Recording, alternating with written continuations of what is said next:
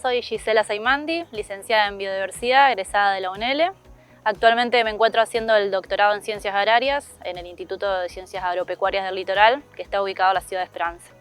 Gisela, bienvenida. Muchas gracias por participar del programa.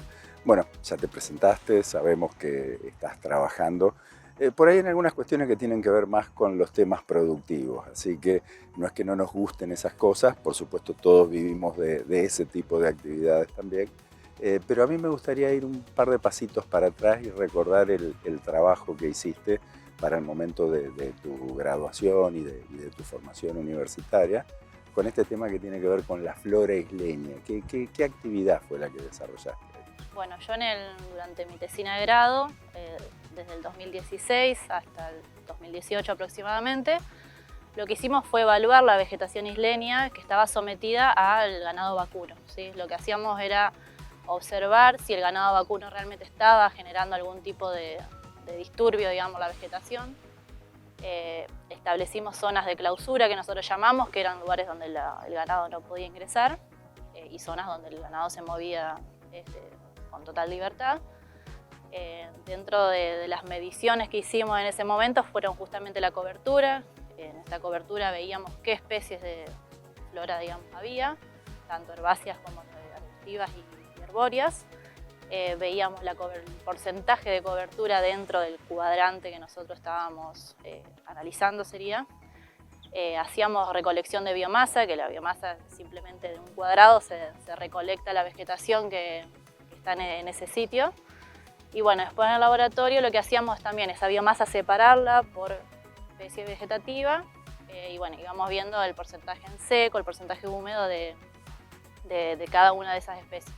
Y después evaluábamos si realmente dentro de la clausura, que no había ningún disturbio por parte del ganado, y fuera de la clausura había o no algún tipo de cambio en cuanto a la diversidad, o la riqueza que nosotros le llamamos, que es la riqueza del número de especies, y la diversidad biológica por el otro lado, solamente de especies de vegetación sería. Antes de pasar a los resultados, ¿en qué parte de la provincia, en qué zona hicieron este trabajo? Nosotros hicimos... ¿Cuántos puntos de muestreo usaron?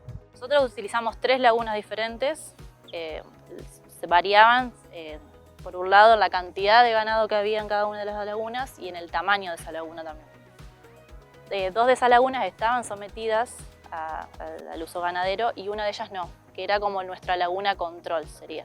Exactamente, entonces nosotros en esa laguna control también pusimos clausuras. Entonces lo que esperábamos ver es obviamente que dentro de clausura y fuera de clausura no haya diferencias en esa laguna donde no había ganado. Sí esperábamos ver algún tipo de diferencia las otras 2.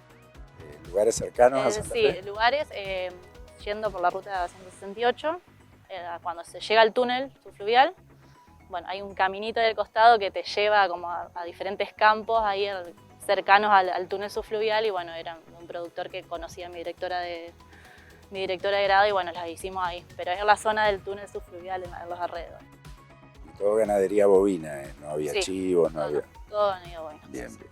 Bueno, ¿y qué es lo que fueron encontrando? Bueno, en las lagunas que nosotros llamamos 1 y 3 para que nos vayamos ubicando, que eran las que teníamos ganado vacuno, relativamente vimos bastantes diferencias, mucha mayor cobertura de especies dentro de la clausura que fuera, vimos mayor cantidad de especies dentro de las clausuras que afuera, y esta laguna que les comentaba que no tenía nada de ganado, bueno, hubo una riqueza de especies muchísimo mayor a las otras 2. Se notó... Y obviamente no había diferencia entre la clausura y... No, nada de eso. Sí vimos diferencia en clausura en las otras 2. ¿Sí?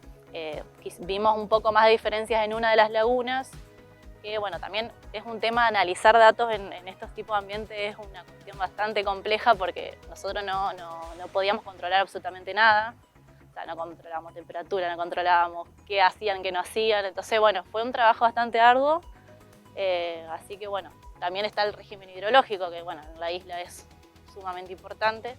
Entonces, bueno, tuvimos que ir echando todas estas cuestiones, pero vimos buenos resultados, como te digo, o sea, diferencias dentro y fuera de clausura. El resultado obviamente es que si hay ganadería, hay un disturbio. Hay un disturbio. Hay un disturbio, sí. El tema es que naturalmente esto ocurre a todos los niveles y esos disturbios son manejables, digamos.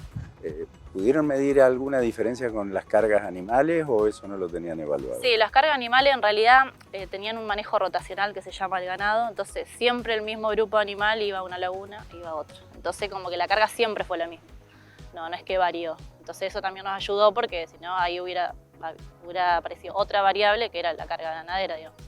Sí, una de estas dos lagunas que vimos diferencias y que tenían ganado era más grande. O tenía una región que nosotros llamamos palustre, que la parte palustre es lo que nosotros consideramos entre el agua y entre lo terrestre dentro de una isla. Tenía una zona mucho más amplia, que ahí es donde vimos por ahí resultados un poco más complicados, digamos, pero supusimos que fue también por esta amplitud, digamos, de la zona palustre. Bien. ¿Diferencia de palatabilidad? ¿Había algo que les gustaba más a la vaca que sí. otra cosa? O sea, lo que más comen era lo que se llama el Cynodactylon, que es un pastito, pero también en una especie que está bastante presente, entonces se ve que es una especie que por el tipo de crecimiento vegetativo que tiene se puede renovar constantemente. Esa fue la especie más elegida, digamos, pero no vimos que se haya reducido. Sí se redujeron por ahí especies que estaban en porcentajes de cobertura muy bajas, esas sí, no desaparecieron, digamos. Parece un trabajo tipo INTA. ¿Han tenido algún contacto con No, yo nunca. Porque sería importante que estas informaciones... Sí, incluso lo ideal de estos trabajos serían seguirlos a lo largo de aproximadamente 5 años, porque bueno, son regímenes hidrológicos que están cambiando todo el tiempo. Sí, Por tengamos ejemplo, en cuenta que en la época que lo hiciste vos no estaba esto claro, que tuvimos ahora en los últimos 3 años. Mi época fue todo lo contrario. Nosotros hicimos muestreo desde octubre hasta marzo del otro año y en enero incluso tuvimos que frenar porque tuvimos el famoso evento del Niño, entonces fue imposible ingresar a las lagunas, digamos. Entonces no. Bueno, sí, muchas gracias por participar, muy interesante todo y ya te vamos a convocar para hablar de frutillas. Muchas gracias a vos por la invitación. Gracias.